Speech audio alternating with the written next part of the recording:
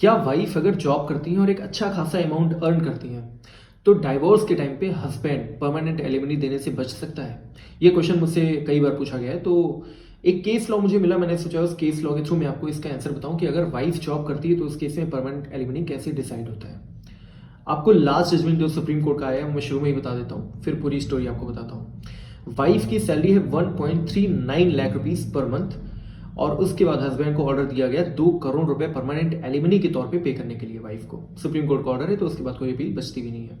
अब ये स्टोरी मैं आपको पूरी बताता हूँ कि ये कैसे सुप्रीम कोर्ट तक मामला गया और कहाँ कहाँ कितने कितने रुपए उसको पे करने के लिए बोला गया और किस बेसिस पे ये 2 करोड़ रुपए की परमानेंट एलिमनी डिसाइड की गई। तो बात है 2015 की, कपल की शादी होती है। विद इन अ ईयर उनके बीच में डिस्प्यूट आ जाता है और एज यूजुअल वाइफ जाती है हस्बैंड के खिलाफ एक केस फाइल करती है नोएडा में, क्योंकि दोनों नोएडा में रह रहे थे। जो डिस्ट्रिक्ट कोर्ट के बारे में नहीं जानते उनको मैं बता दूं, डिस्ट्रिक्ट कोर्ट में हायरार्की होती है, पहली सेशंस कोर्ट, दूसरा मजिस्ट्रेट कोर्ट। तो मजिस्ट्रेट कोर्ट में ये मामला फाइल किया गया। मजिस्ट्रेट कोर्ट ने बोला कि आप हस्बैंड को बोला कि आप एंट्री मेंटेनेंस पे करिए 35,000 रुपीज पर मंथ वाइफ के मेंटेनेंस के लिए।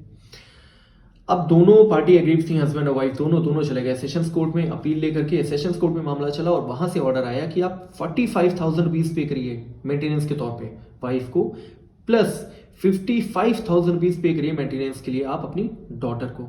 ये डॉटर के केस में सुप्रीम कोर्ट का जब जजमेंट आएगा तब मैं क्लियरली बताता हूँ आपको, ठीक है। तो मजिस्ट्रेट कोर्ट ने ऑर्डर किया 35,000 रुपीज पर मंथ का मेंटेनेंस। सेशंस कोर्ट ने डिसाइड किया 45,000 वाइफ के लिए और 55,000 डॉटर के लिए, मतलब टोटल हो गया समथिंग 1 लाख रुपीज। फिर मामला गया हाई कोर्ट में। हाई कोर्ट ने ये जो अमाउंट था इसको काफी कम कर दिया, बोला 10% जो भी आपका आउटस्टैंडिंग अमाउंट है इसका 10% आप पे करिए तुरंत और 10% आप पे करेंगे और उसके बाद मामला खत्म हो जाएगा। तो एग्रीव पार्टी यानी वाइफ चली गई सुप्रीम कोर्ट। अब सुप्रीम कोर्ट में मामला जाते जाते 2023 आ चुका था। कोर्ट ने ऑब्जर्व किया कि आप पिछले 8-9 साल से लड़ रहे हो, परेशान हो रहे हो, तो हम आपको डाइवोर्स ग्रांट करेंगे और जब डाइवोर्स ग्रांट होगा तो मेंटेनेंस का सवाल ही चला जाएगा, तब आएगा एलिमनी का क्वेश्चन। मेंटेनेंस एलिमनी ये डिफरेंट चीजें होती हैं, इनको अगर आपको समझना है तो एक वीडियो है मेरी, उसको आप जाके देख सकते हैं। तो अब परमानेंट एलिमनी डिसाइड होनी थी। ये alimony is a kind of full and final settlement जो आपको मंथली नहीं पे करना है, एक बार पे करना है, बात खत्म। अब वहां वाइफ ने परमानेंट एलिमनी डिमांड किया 5 to 7 करोड़ रुपीज। हस्बैंड ने जो बोला कि मैं 50 लाख दे सकता हूं क्योंकि वाइफ एक अच्छे खासे पद पे है, एक अच्छा खासा अमाउंट अर्न कर रही है and she is capable enough to maintain herself, तो मैं इतना एलिमनी नहीं पे करूंगा। मामला चल रहा था। वाइफ ने अपना ये बताया कि मुझे अपने डॉटर के मेंटेनेंस के लिए भी खर्चा होता है 75,000 रुपीज पर मंथ समथिंग में। उन्होंने बताया कि मुझे अपनी डॉटर पे खर्च करना पड़ता है मेंटेनेंस के लिए। प्लस कोर्ट में दलीलें कैसी दी जाती हैं वाइफ का, ये मैं आपको स्क्रीनशॉट लगा दे रहा हूँ, आप देख सकते हैं इसमें लिखा हुआ है। वाइफ ने ये भी अपने खर्चों में गिनाया कि वो अपने पेरेंटल होम पे रह रही हैं और जिसका वो रेंट पे करती है अपने पेरेंट्स को। दो मैंने आज तक अपने पेरेंट को कभी रेंट पे नहीं किया है, हो सकता है कुछ सोसाइटीज में ऐसा होता है कि आप अपने पेरेंटल होम में रहते हैं और वहां पे आप पेरेंट्स को रेंट पे करते हैं। ये भी उन्होंने अपने खर्चों में दिखाया और इन्हीं सब खर्चों के बेसिस पे उन्होंने 5 to 7 crore rupees permanent alimony की डिमांड की।